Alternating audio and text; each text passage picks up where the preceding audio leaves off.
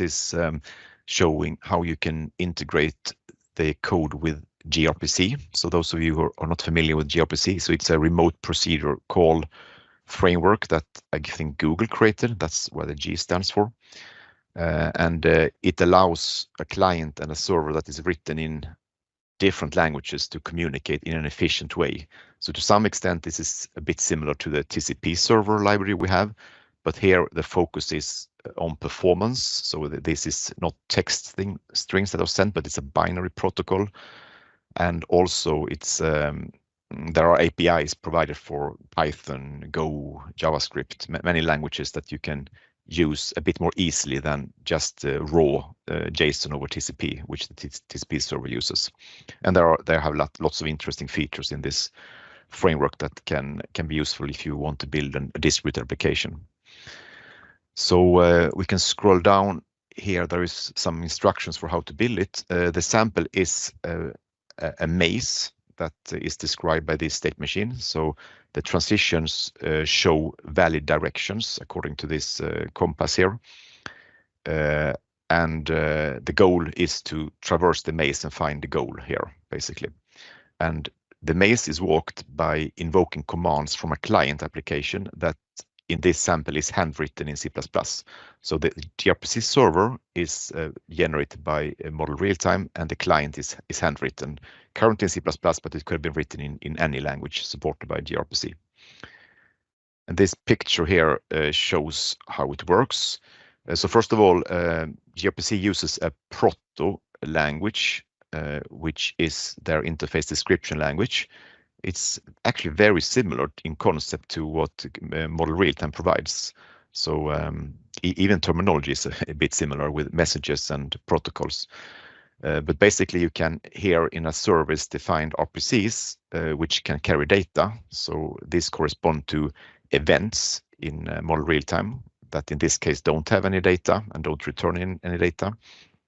But we can also have events that carry data. And data is described by means of a message which can have data. So it's very similar to model RealTime where message also has one data which can be structured and have multiple data items.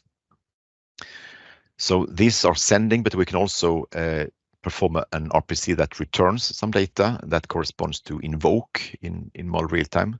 So here we have a RPC that will return the number of steps that we have taken so far in the maze. And then comes support for outgoing data, because the client may also like to be informed when some message arrives to the server which is not handled and basically should be forwarded out to the client.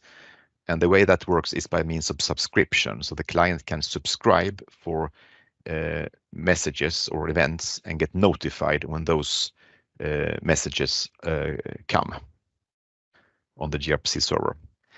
And this picture shows how it works. So for regular RPCs, the client, in this case, it runs a command prompt in the main thread. It can make requests that are first handled by a server thread in the server. And then very similar to the Qt sample, that request is then passed to the capsule, which here is called gRPC server or my gRPC server. And it uses an external port to do that in exactly the same way as the Qt sample works. And then this capsule now in a different thread will then perform the command, and that can send some event or it can invoke some event or whatever. And then the request completes and that goes back all the way and the client can continue to work.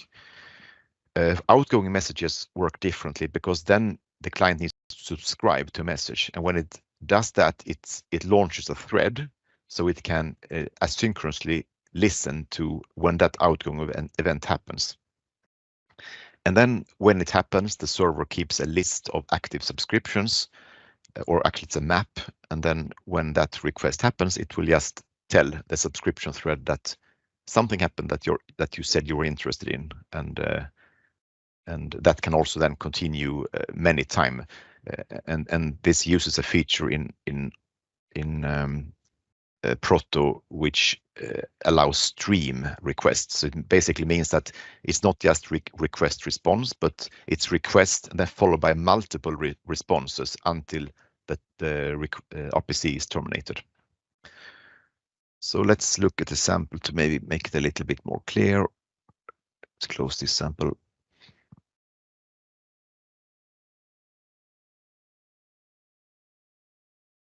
So the sample is very simple. It only consists of two capsule parts. I have the gRPC server, and we have the maze that we already looked at. So by sending commands here on the commands port, we can control what the maze does. So let's start by launching the server, and I will do it from command line and add this OBS listen argument. So now it starts and waits to be attached to 1, 2, 3, 4, 5.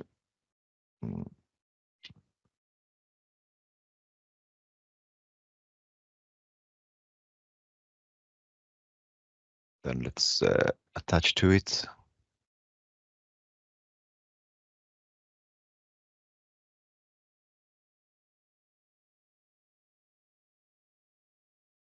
And let's run it. So then now you see now it's running and it's waiting for a gRPC request to arrive on this port 50,051. We can just to see what happens here, we can open the instance diagram of the maze to see what it does when it receives this request.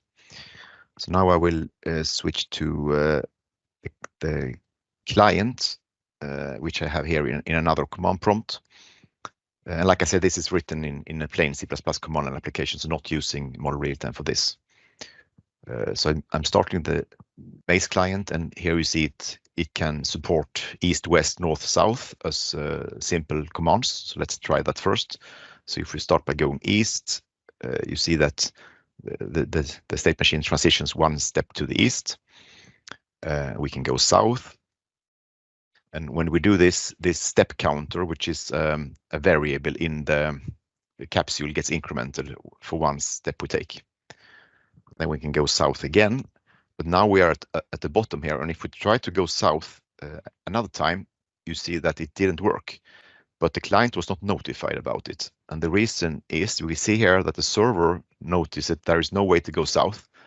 So there was actually an event sent by the server, but the client doesn't subscribe to that at the moment. That's why it doesn't get notified. So now let's subscribe to it by invoking the subscribe command. And then we can go south again. And now you see we got the notification here from the server saying wrong way, there is no way to go south. So in this particular time, if you remember the picture I showed, we can go back here. Now there is one subscription thread active here in the client, waiting for those outgoing wrong way messages from the server. And that thread will be kept active as long as the client subscribes to this. But if I now do unsubscribe here, now this request terminates and the thread is killed. So now we don't need to have that subscription thread anymore.